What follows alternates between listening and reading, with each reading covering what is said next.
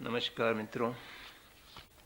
आज का विषय रखा है दमपद।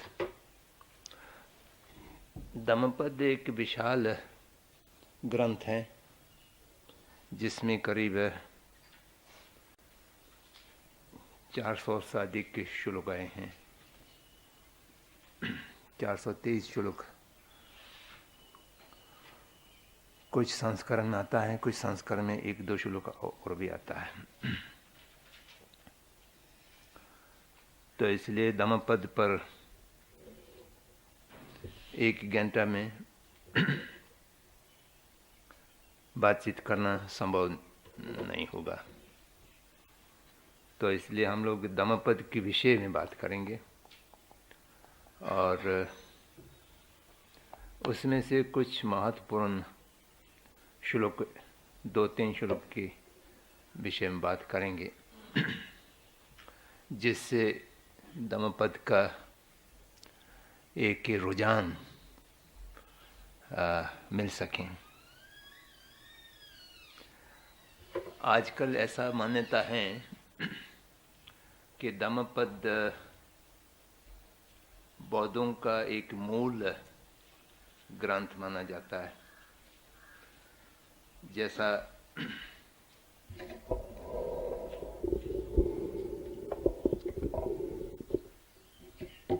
ईसाइयों का बाइबल है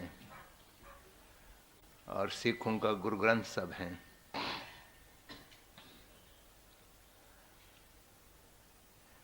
मुसलमानों की कुरान शरीफ हैं। उसी तरह से कोई ग्रंथ का नाम लेना हो बौद्धों के लिए दमपद का नाम लेते हैं। परंतु वैदिक परंपरा और बौद्ध परंपरा विशाल वांग्मय वाले हैं।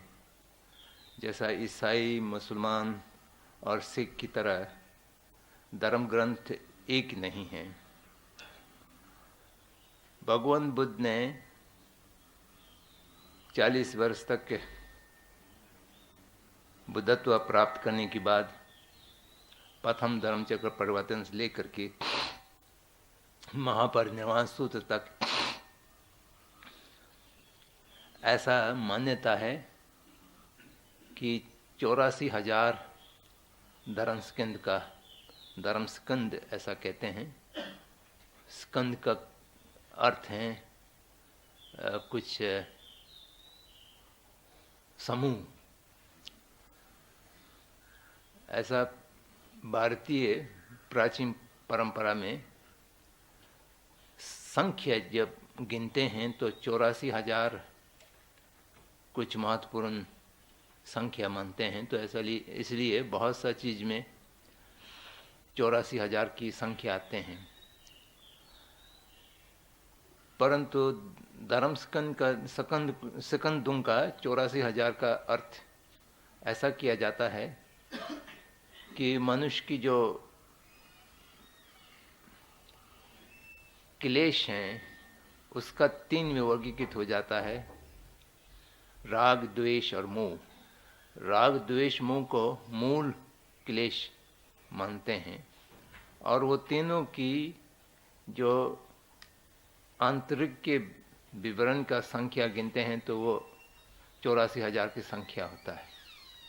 और 84,000 क्लेशों की प्रतिपक्ष में या उनको कैसा प्रहार करना है, इस विषय में 84,000 स्कंद, धर्म स्कंद का उपदेश न किया है, ऐसा वर्गीकृत करते हैं।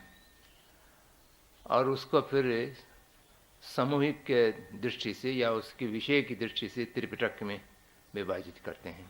त्रिपिटक का चर्चा कल सुबह होंगी, अभी मैं उस पर नहीं जाऊंगा।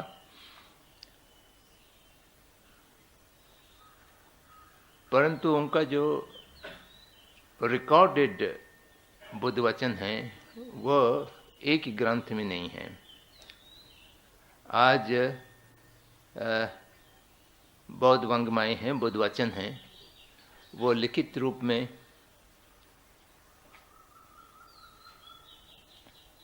4 भाषाओं में मिलता है। पाली, संस्कृत, ये 2 तो मूल भाषाएं हैं। तिब्बत और चीन अनुवादित भाषाएं हैं। तो इसलिए आजकल एकेडमिक वर्ल्ड में बौद्ध धर्म का 4 कैनोनिकल लैंग्वेजेस मानते हैं: पाली, संस्कृत, तिब्बत और चीन। ये 4 भाषाओं में सारे बुद्ध वचनों का संग्रह मिलते हैं। मूलतः संस्कृत और पाली में मिलते हैं, उसके अनुवाद तिब्बत और चीन में सबसे अधिक हुआ है, और सबसे अधिक तिब्बत में हुआ है। परंतु तिब्बत में जिस मूल से अनुवाद किया गया है वो मूल अभी उपलब्ध नहीं है, अधिकांशतः लुप्त हो गया है। पाली से बहुत कम अनुवाद हुआ है, विशेष रूप से सूत्रों में, बुद्ध वचनों में पाली से अनुवादित इक्का दुक्का ही मिलता है, बहुत कम मिलता है। शास्त्रों में कुछ मिलता है,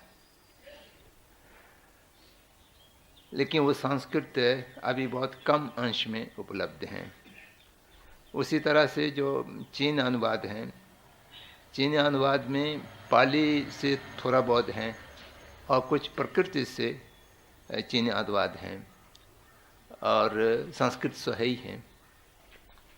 तो इसलिए ऐसा माना जाता है कि बुद्ध वचन भगवान बुद्ध की परिनिर्वाण के पश्चात जो संगीतियों के माध्यम से संकलन किया गया था, वो 4 भाषाओं में संकलन हुआ: संस्कृत और प्रकृत और अपभ्रंश और पाली, ऐसा 4 भाषाओं में संकलन हुआ, ऐसा माना जाता है। परंतु आज जो उपलब्ध हैं केवल संस्कृत और पाली में उपलब्ध हैं। प्रकृति में चीनी अनुवाद में कुछ महासंज्ञकों का विनय की अंश मिलता है, उसके अतिरिक्त प्रकृति के मूल रूप में आज कुछ भी नहीं मिलता है। पाली में जो संकलन किया गया है त्रिपिटक, वो 41 जिल्द में जो नालंदा इंस्टीट्यूट से प्रकाशित हुआ है, वो 41 जिल्द में है। और संस्कृत में बुद्ध वचन जितना भी मिलता है वो इकट्ठा किया जाए तो 20-25 जिल्द में संकलन हो जाएगा। और तिब्बती में 108 पोथियाँ हैं बुद्ध वचन, करीब 2000 से अधिक के शिकाएँ हैं, विभिन्न वर्ग हैं।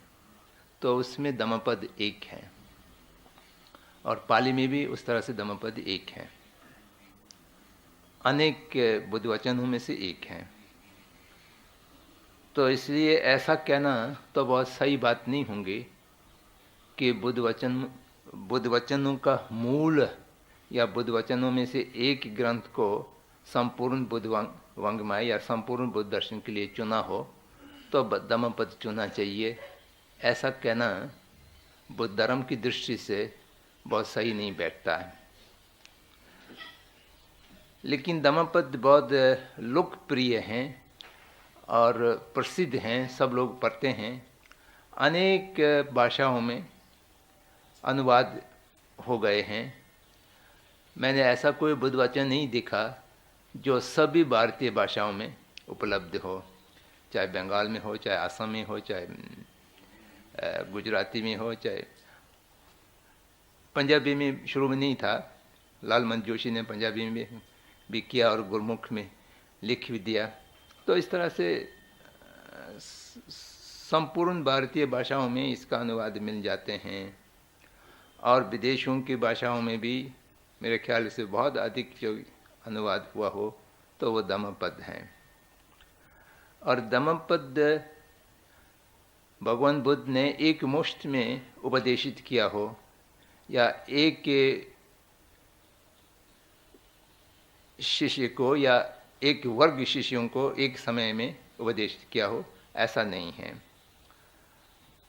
भगवान बुद्ध की जीवन पर्यंत विभिन्न स्थलों पर, विभिन्न परिस्थितियों में और विभिन्न लोगों को कहे गए उक्तियां हैं, सुभाष हैं, भारतीय परंपरा में कहा जा सकता है सुभाषित। तो वो कभी एक श्लोक में, कभी 2 श्लोक में, कभी 3 श्लोक में कहीं कहीं पर कहे गए हो, और वह बाद में एक सुभाषित संग्रह के रूप में जो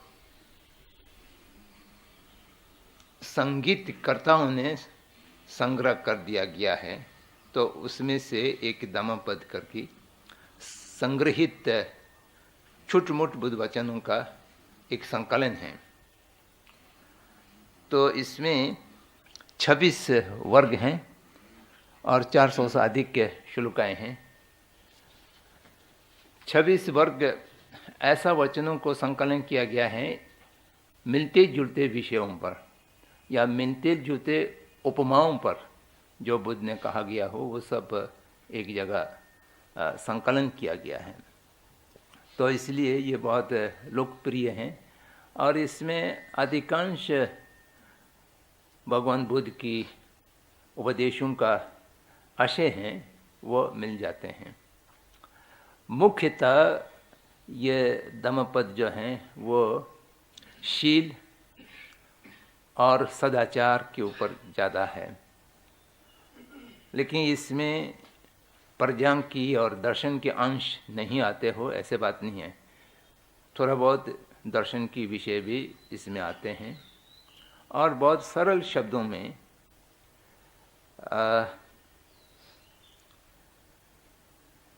उपमाओं के साथ, उक्तियों के साथ जो स्पष्ट रूप से लोगों को समझ में आ सकें और उपमा के साथ बहुत अच्छे तरह से समझाया जा सकें, तो ये प्रज्ञापारमिता सूत्रों की तरह शब्द विस्तार नहीं है और उसमें गुह्य अर्थ भी नहीं है। जैसा प्रज्ञापारमिता सूत्रों में शब्दार्थ और गुप्त अर्थ दोनों निकालना पड़ता है और जिससे बाद में टीका टिप्पणियाँ होते हैं, तो वो इस तरह से नहीं है। ये बिल्कुल साधारण आदमियों के साथ साधारण बात में जो कुछ सीधे सीधे बात कहे गए हो।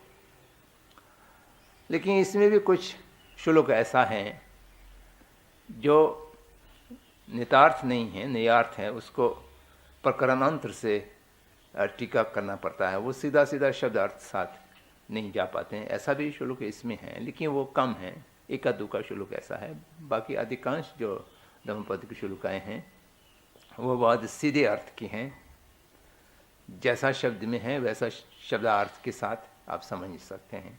तो इसलिए धम्मपद जो है बहुत लोकप्रिय हैं और इसकी प्रचार बहुत हुआ है, सब लोग जानते हैं। पाली में इस प्रकार की जो संकलन हैं वो चुलु वर्ग में संकलित हैं, तो वह तिब्बत में अनुवाद नहीं हुआ था।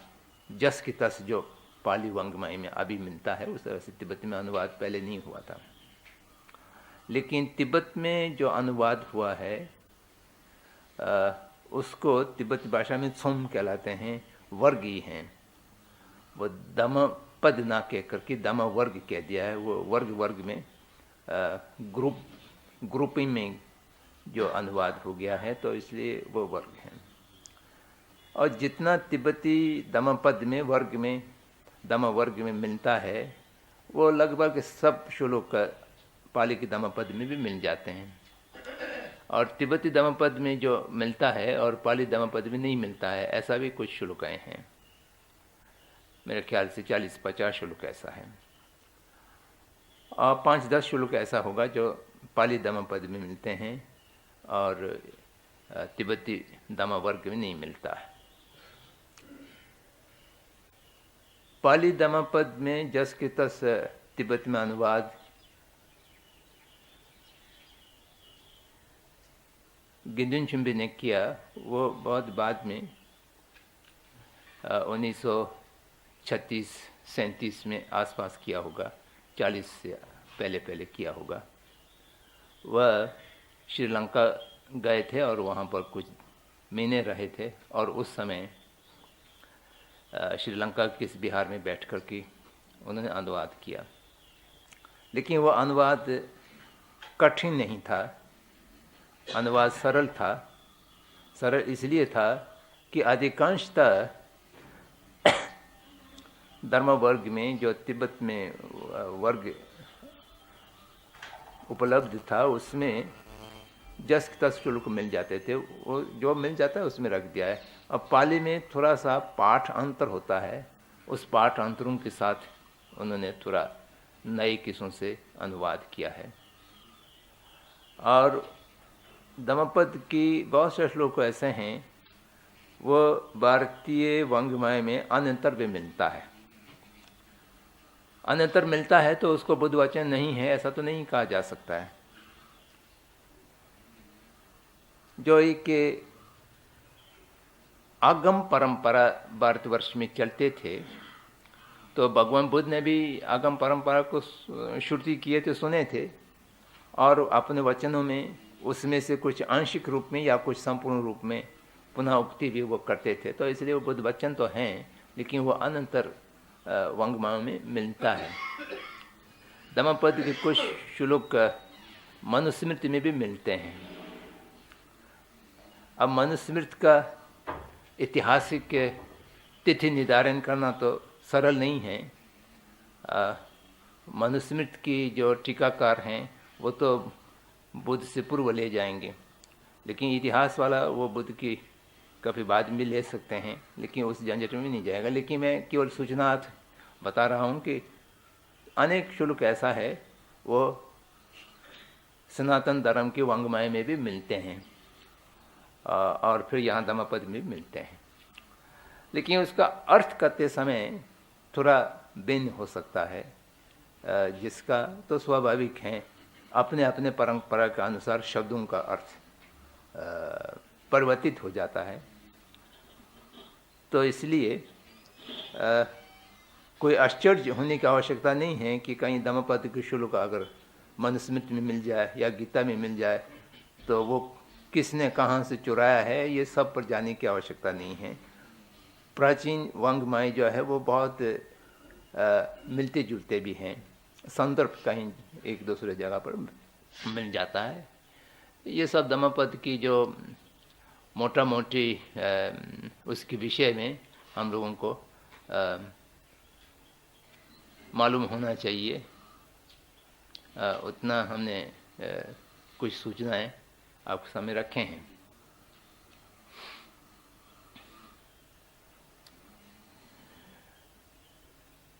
प्रोफेसर सिया लामा जी ने संस्कृत से अनुवादित तिब्बत में उपलब्ध वर्ग और गिदुनचुम्बी ने अनुवाद किया हुआ पाली की धम्मपद, और वो दोनों की मूल संस्कृत और पाली ये सब संकलन करके एक प्रकाशन यहाँ संस्था हुआ है। तो उसमें पाली, संस्कृत, तिब्बती, हिंदी और अंग्रेज़ ये सब एक साथ ही छप दिया है। कोई धम्मपद पढ़ना चाहें तो वो ग्रंथ अब मुझे मालूम नहीं इस समय उपलब्ध हैं कि या नहीं। इस संस्था की प्रारंभिक प्रकाशनों में से वो एक था। तो बाद में डॉक्टर वांगचुक नेगी ने किन्नौरी में अनुवाद करके और हिंदी अनुवाद को संशोधित करके एक और छपा है। ये भी धम्मपद ये व्यक्तिगत प्रकाशन है, संस्था की प्रकाशन तो नहीं है। वो भी शायद यहाँ उपलब्ध होता है, वो भी अच्छा, उसका हिंदी मुझे अच्छा लगा। ऐसा कई हिंदी अनुवाद हैं धम्मपद का। वो कोई भी अनुवाद जो है वो बहुत कठिन नहीं है। तो जिस भाषा में धम्मपद को पढ़ना चाहें। अब कुछ लोग ऐसा है कि प्रतिदिन मैंने ऐसा कई लोग विदेशों में देखा, पश्चात देशों में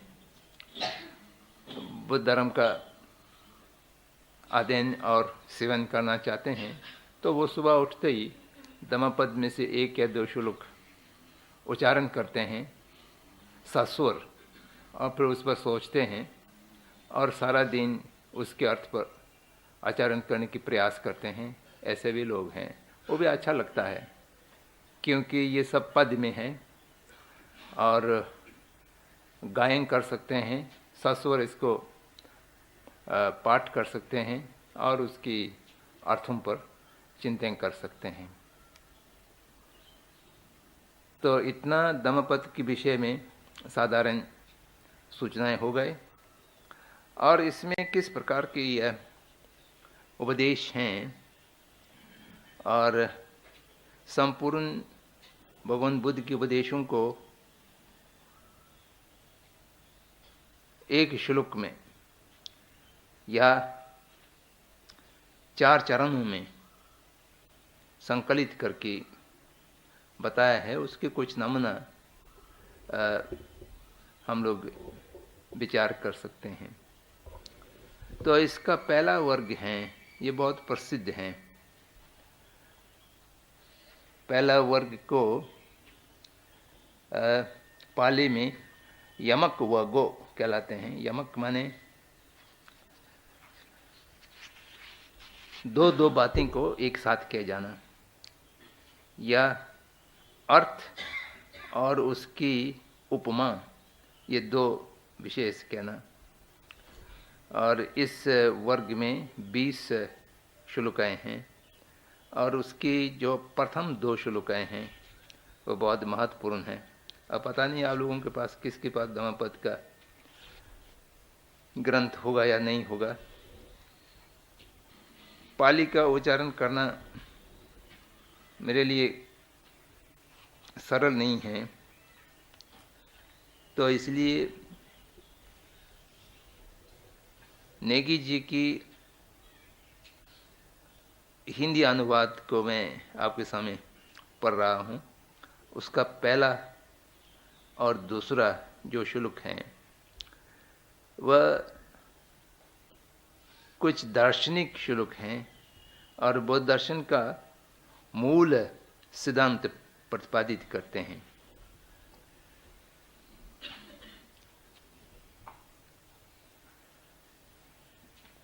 और श्लोक प्रसिद्ध हैं, मनोपुमा पुबामा अंग से दमा मनो शेठा, ये पाली में आता है। तो उसका हिंदी अनुवाद इस प्रकार से किया गया है। सभी शारीरिक, वाचिक और चैतसिक कर्म पहले मन में उत्पन्न होते हैं। मन ही मुख्य है, अतः वे मनोमयी हैं।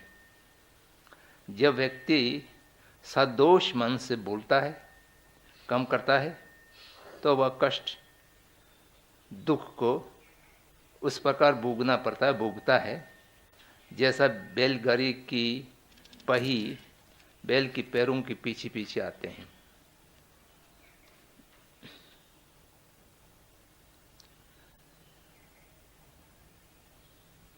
चकम व बहुत पदम, उसका उसके पैरों के पीछे पीछे आते हैं, ऐसा अनुवाद कर दिया गया है। लेकिन इसका कहानी अनेक प्रकार से मिलते हैं।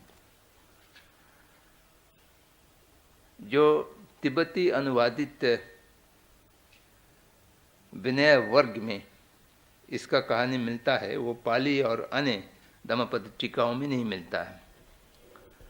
तो वो मैं यहाँ पर जोड़ करके बताना चाहूँगा, वो थोड़ा सरल हो जाता है।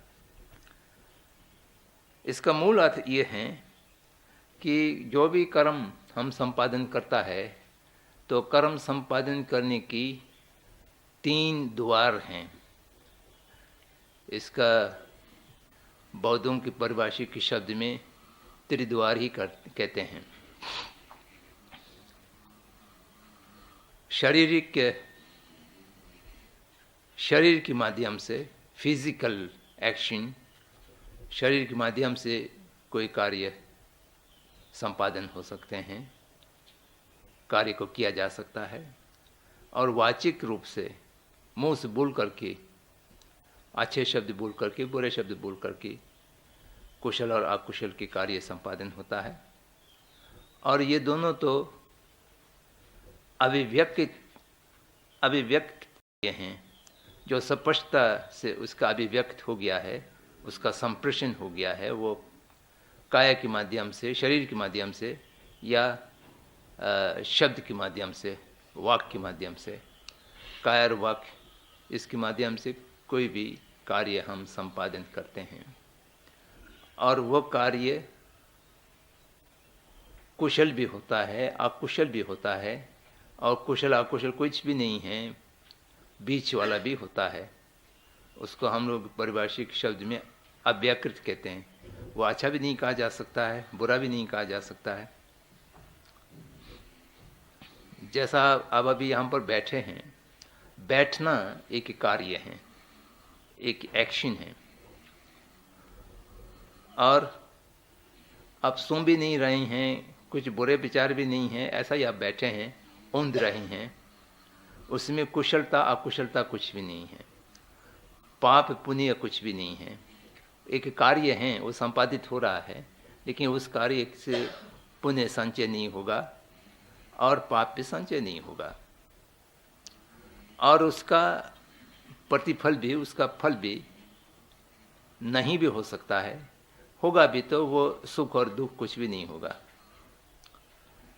वो सुख दुख से परे एक उपेक्षा का संवेदना होता है, अव्याकृत संवेदना होता है, उस तरह से उसका फल होगा।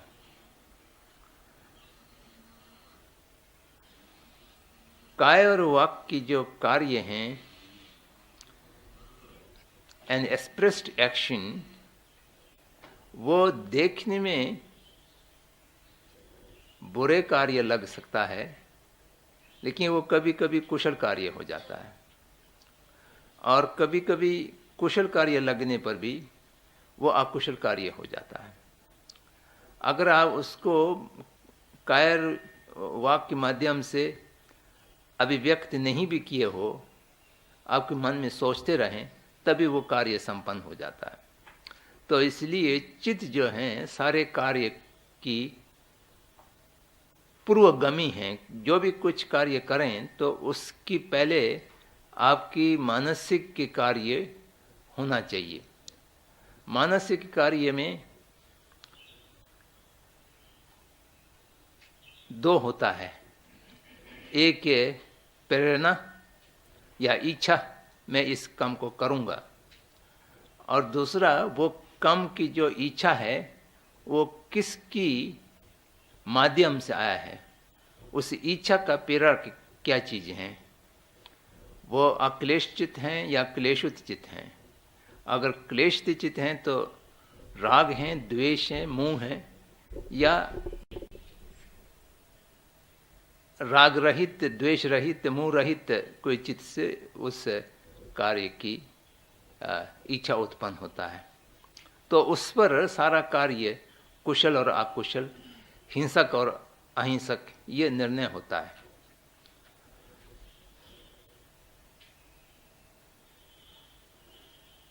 बहुत मैत्री भावना से, करुणा की भावना से कोई कार्य करने की इच्छा उत्पन्न होता है, और उस इच्छा से कायिक और वाकिक कार्य संपादन होता है, तो वो देखने में चाहे अच्छा लगे या चाहे बुरा लगे, वो कार्य कुशल कार्य होता है, अच्छा काम हो जाता है, क्योंकि उनके पीछे जो प्रेरक के मानसिक के भावना था वो अच्छा भावना था।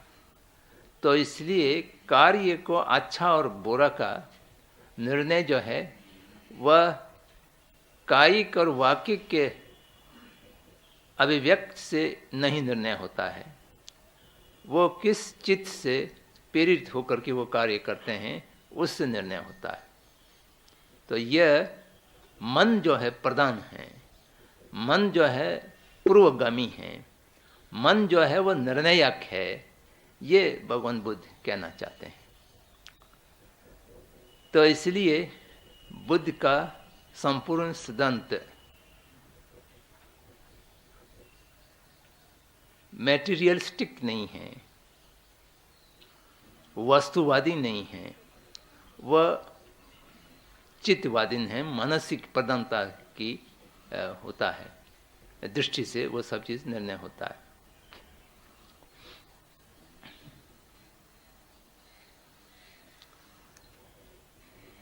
मैटेरियलिज्म एक दृष्टिकोण है जो कुछ अभिव्यक्त एक्सप्रेस्ड कार्य हैं वो प्रधान हैं, उसके पीछे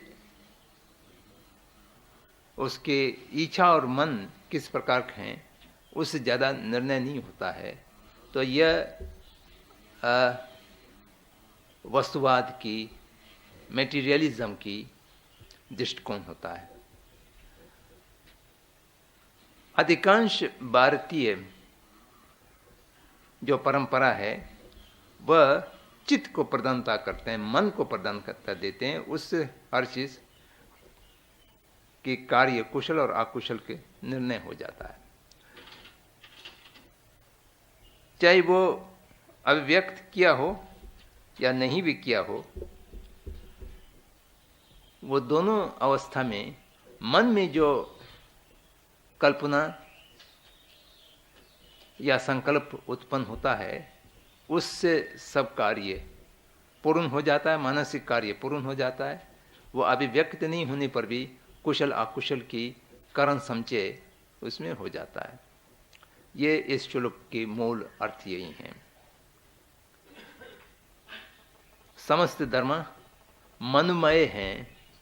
मनोमय का अर्थ दो प्रकार की होता है। विज्ञानवादी मनोमय कहते हैं तो मन की उत्पत्ति करने वाले जो हेतु है उस हेतु से बाह्य द्रव्य भी, अर्थ भी, बाह्य अर्थ भी, जो कुछ बाहर के विषय हैं उसका भी हेतु मन की हेतु से ही उत्पन्न होता है।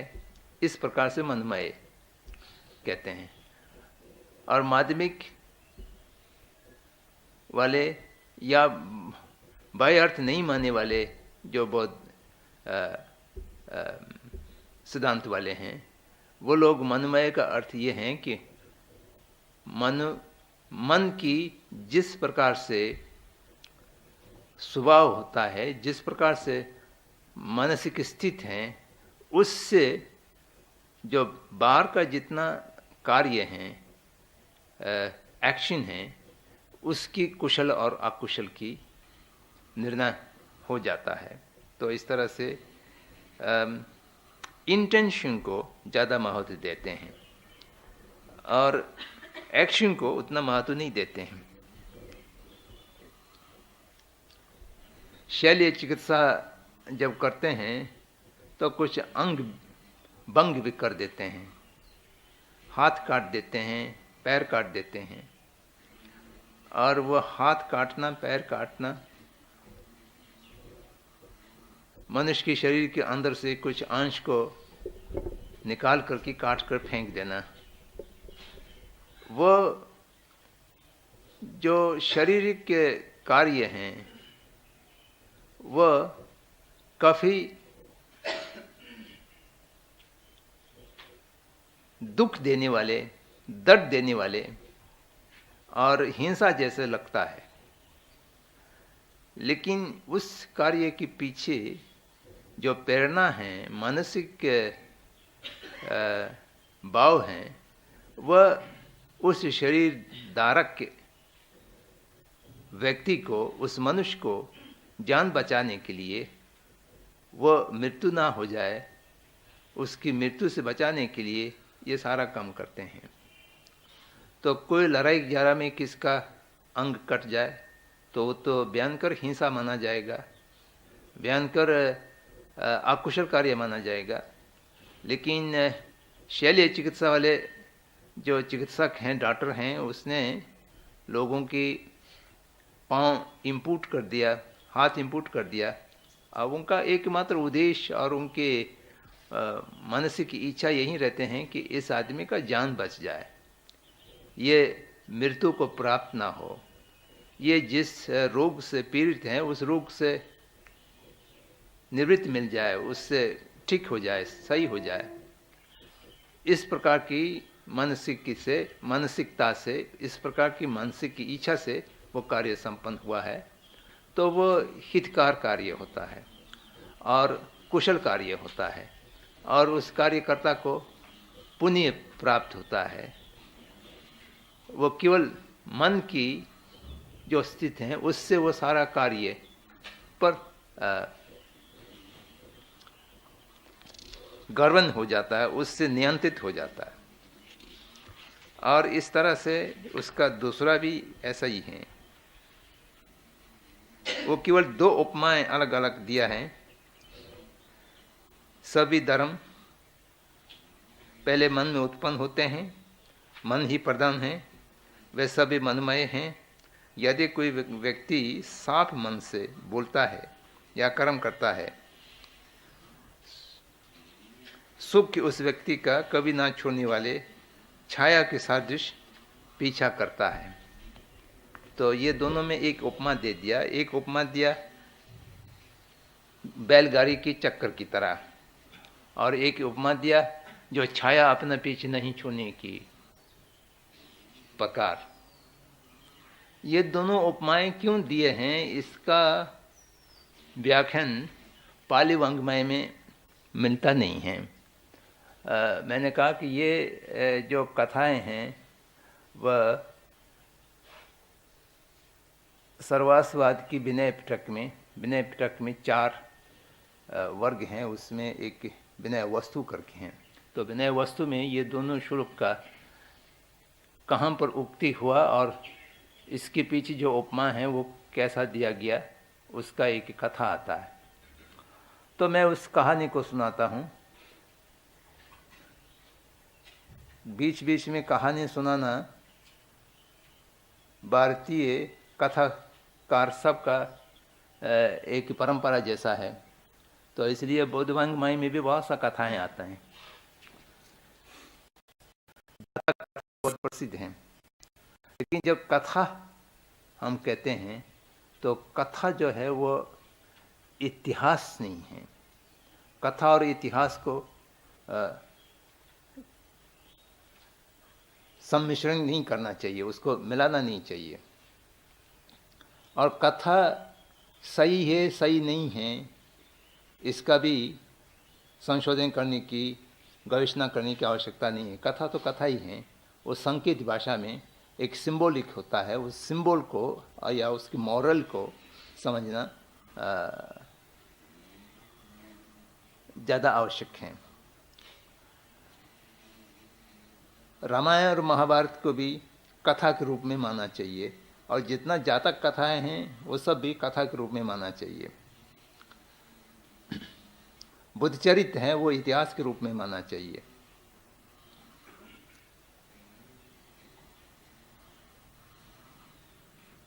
भगवान बुद्ध शरवास्ती में जितवान के बिहार में रुके हुए थे, और भिक्षु संघ को भिक्षु दान, भोजन दान दिया जा रहा था। तो वहाँ पर 2 भिखारी आ गए भिख मांगने के लिए, और एक भिखारी चतुर था और भिक्षुओं का समय कैसा होता है वो जानते थे, और एक भिखारी बौद्ध भिक्षुओं का दिनचर्या नहीं जानते थे, और उनके समय कैसा होता है, कब भिक्षा मिलते हैं, कब भिख मिलते हैं, उसकी जानकारी नहीं था।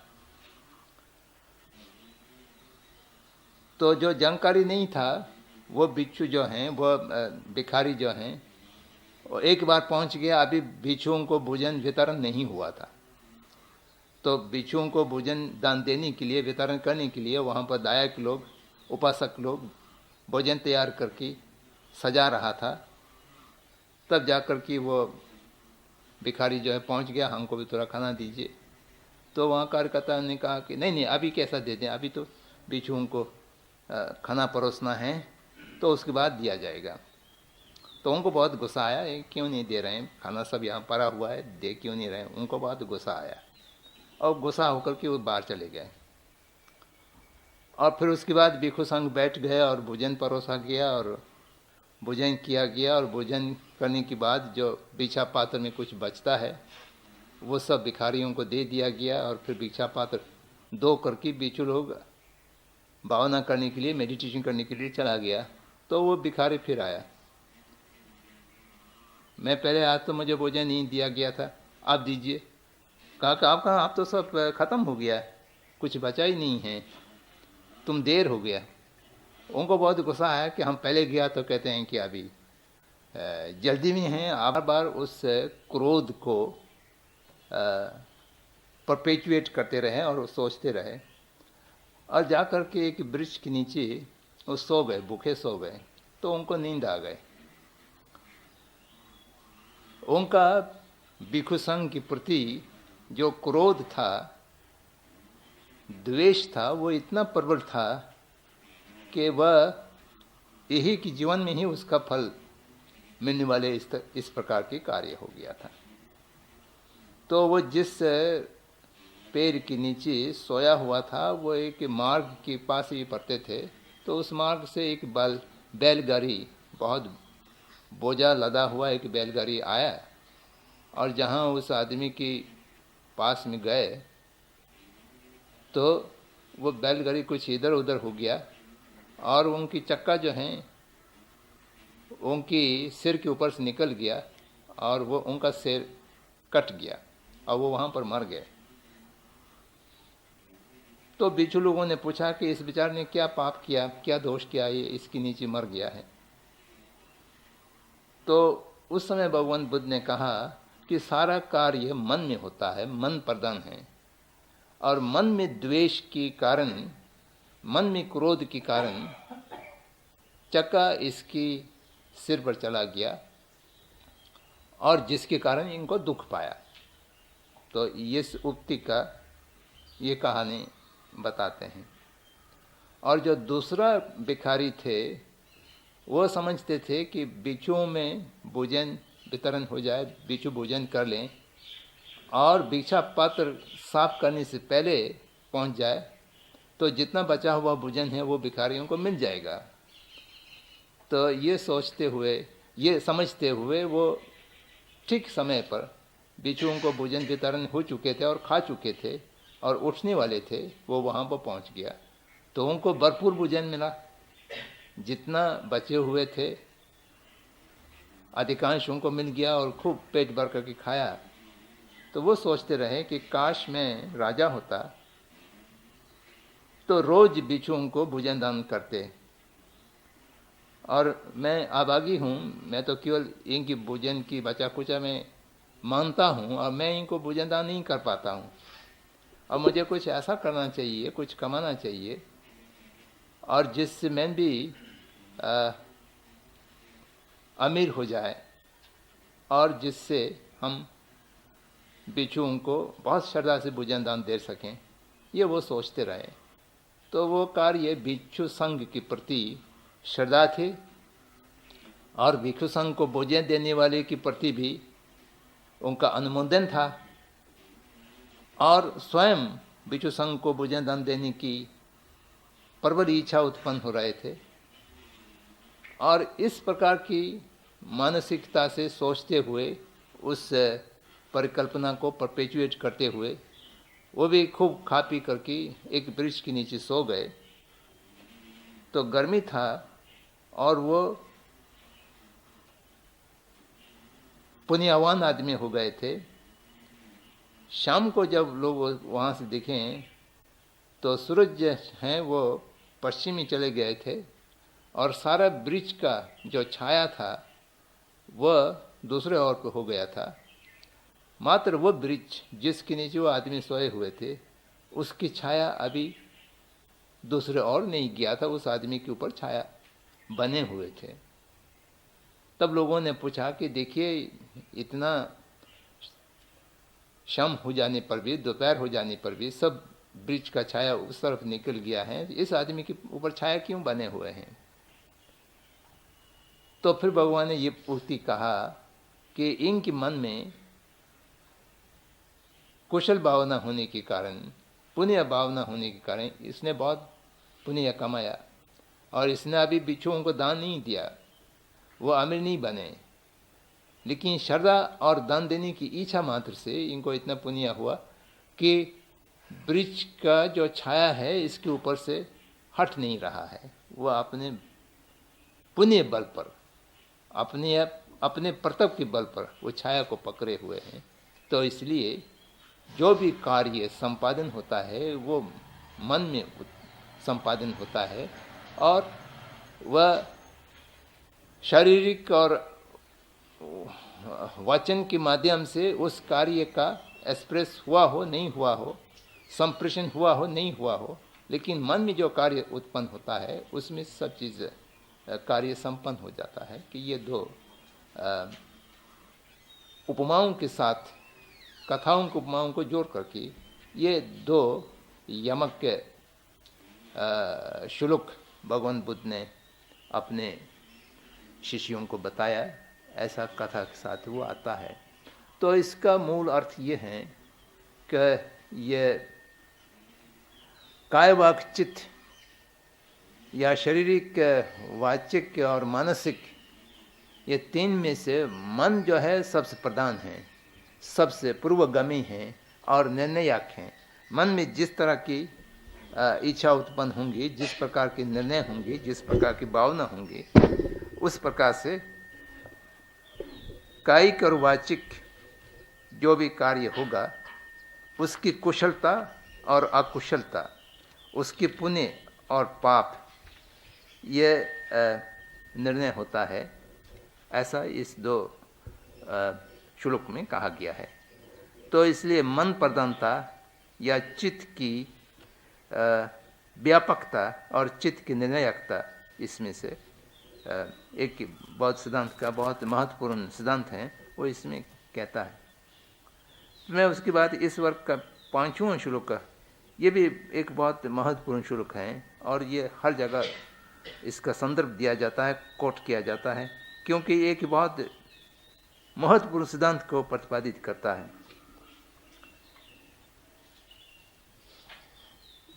वैर से वैर कभी शांत नहीं होता, अवैर से वैर का शांत होता है। यह संसार का नियम है और सनातन धर्म है। दिना नाम ठुआ ये दानम शिवर मिजिजा ठुआ में भी शिवर जुन दिन यूं रूं छुईनोस। यह एक बुनियादी सिद्धांत, अहिंसा का एक बुनियादी सिद्धांत इससे प्रतिपादित होता है। हम हिंसा क्यों करते हैं? हम हिंसा इसलिए करते हैं, अधिकांशतः प्रतिहिंसा के रूप में करते हैं। किसने हमको मारा तो हम उसकी प्रतिशोध के रूप में उसको मारते हैं। किसने हमसे चुराया या हमको शोषण किया, हम उसका प्रतिकार करने के लिए उनका शोषण करने का या उनके सामान चोरने का प्रयास करते हैं। तो इस तरह से जितना जो हिंसा का कार्य होता है वो अधिकांशतः अज्ञानवश या प्रतिक्रिया के रूप में करते हैं। लेकिन उस प्रतिक्रिया से जो कम पहले हो चुका है उसका संशोधन नहीं होता है, उसका प्रतिकार नहीं होता है।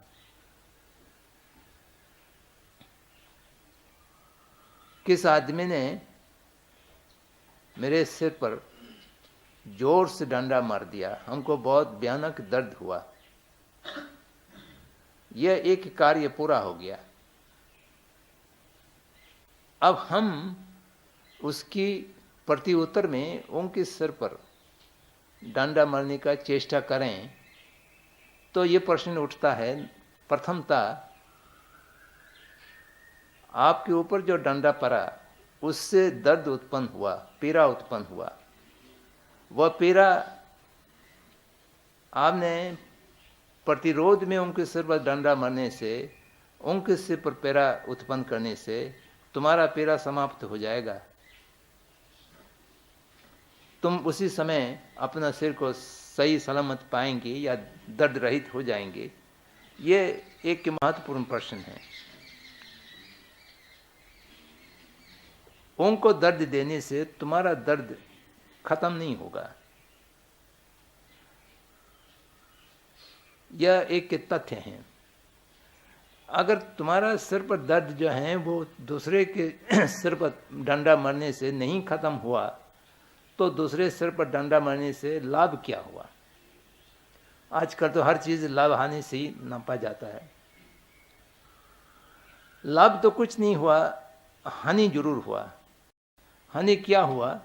एक तो दूसरा आदमी के सिर पर दर्द नहीं था, एक नया दर्द उत्पन्न कर दिया, और वह आदमी तुम्हारा सिर पर डंडा मार करके संतोष का अनुभव कर रहे थे, चलो मैंने उनको मार दिया।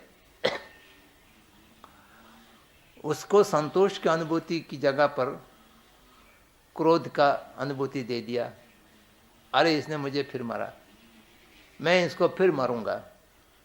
वो मरने का जो कार्य है वो वहाँ पर समाप्त होने की जगह पर निरंतरता उसको प्रदान कर दिया।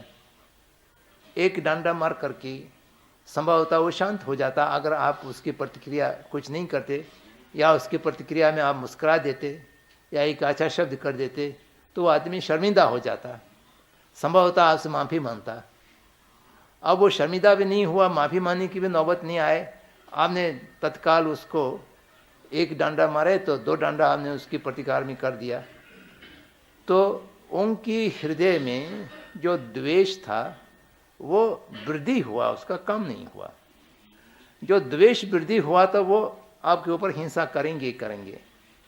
तो इसलिए द्वेष से द्वेष कभी शांत नहीं किया जा सकता है। यह एक बहुत साधारण प्रकृति का नियम है। कहीं पर आग लगे हो तो उस आग के ऊपर और आग फेंक दिया जाए तो कभी आग शांत नहीं हो सकता है। आग की विपरीत स्वभाव वाले कोई वस्तु वहाँ पर प्रयोग करना चाहिए, या तो पानी फेंकें या तो मिट्टी फेंकें, जो आग के स्वभाव का नहीं है। आग के स्वभाव का या आग के स्वभाव का साथ देने वाले, आग में आप लकड़ी डालेंगे, घी डालेंगे, तेल डालेंगे, वो सब आग के स्वभाव को साथ देने वाले वस्तु हैं, उसके साथ चलने वाले वस्तु हैं, उसको और बरकने वाले वस्तु हैं। उस आग शांत नहीं हो सकता है।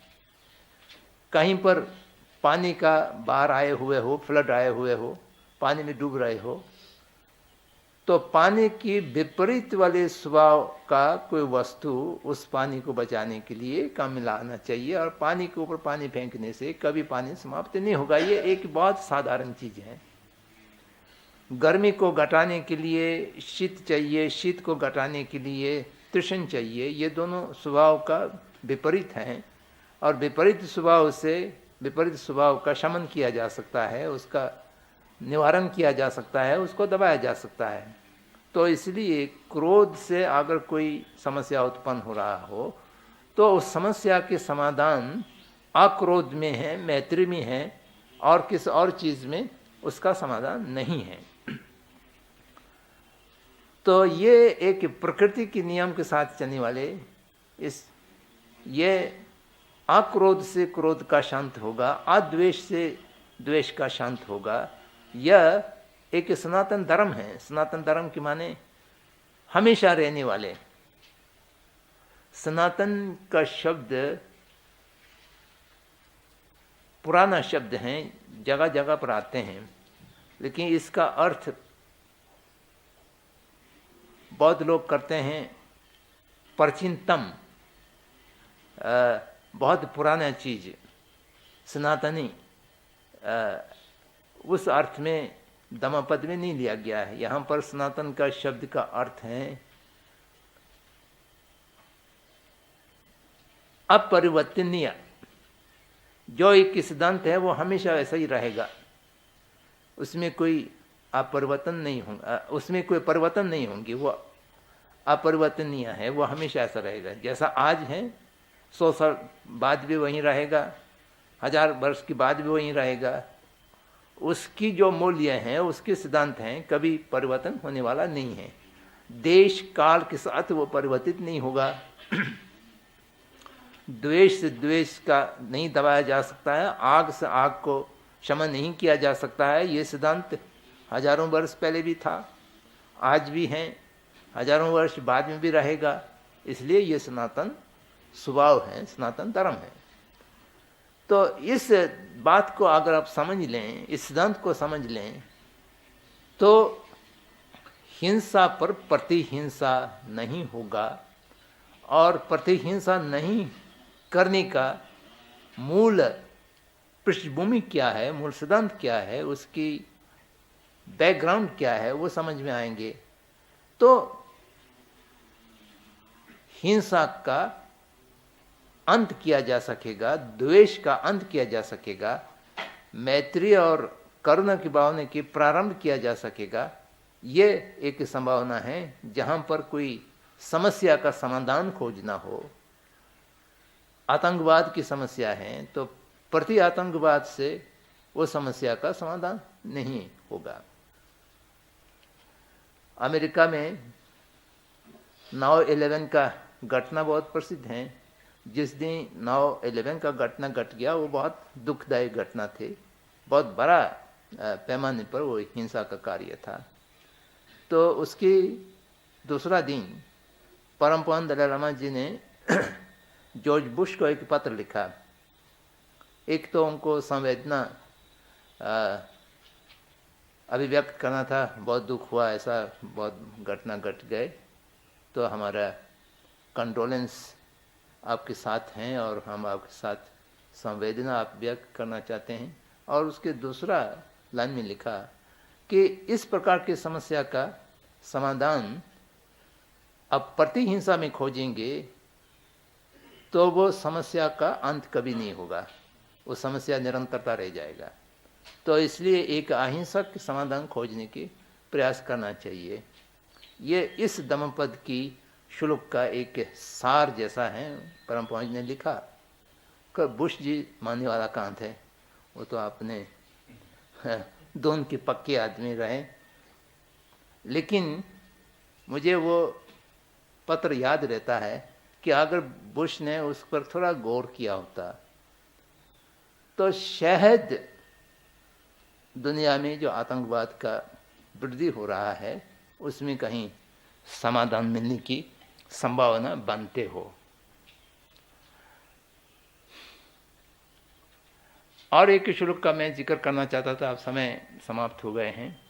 तो वो श्लोक भी एक बुद्ध धर्म का एक संक्षिप्तता जैसा है, एक समग्री उसमें सिद्धांत आ जाता है। सभी अकुशल कार्यों को नहीं करना, समस्त कुशल कार्यों का संपादन करना। वो 14 के वर्ग हैं, बुद्ध वर्ग, उसकी 5वां श्लोक हैं। और चित्त की दमन करना, ये बुद्ध की शासन है, ऐसा एक श्लोक है। उसमें समस्त बुद्ध धर्म आ जाते हैं। समस्त अकुशल कार्य, जिस कार्य से डायरेक्टली इनडायरेक्टली दूसरे के ऊपर हिंसा होते हो, ऐसा नहीं करना चाहिए। समस्त कुशल कार्य सीधे या इनडायरेक्टली, सीधे या परोक्ष रूप से लोगों का हित होता हो, उस कार्य को करना चाहिए। और ये दोनों कार्य कैसा होगा, वो तभी हो सकेगा आप अपने मन का संशोधन करेंगे। चित्त को दमन करके, चित्त को संशोधित करके, राग द्वेष मोह से कलुषित चित्त हैं, उस कलुषित चित्त को अकलुषित करें। उस मलिन चित्त को, वो सारे माल को हटा करके, राग द्वेष मोह को हटा करके, शील समाधि प्रज्ञा के माध्यम से वो सारे क्लेशों को हटा करके मन को निर्मल करेंगे। मल रहित मन, माल रहित मन जो होगा, तभी कुशल कार्य के संपादन और अकुशल कार्य से निवृत्त ये हो सकेगा। इसमें समस्त बुद्ध वचनों के सार निहित है, ऐसा कहा गया है। वह श्लोक भी एक बहुत प्रभावशाली और अर्थपूर्ण श्लोक हैं। तो इन शब्दों के साथ मैं समझता हूँ आपकी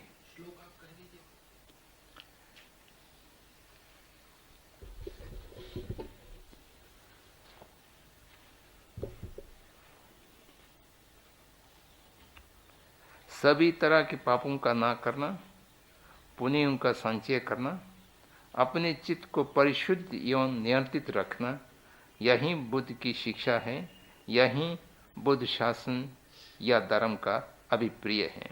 इसका हिंदी अनुवाद ऐसा ही है। बस मैं यहाँ समाप्त करता हूँ।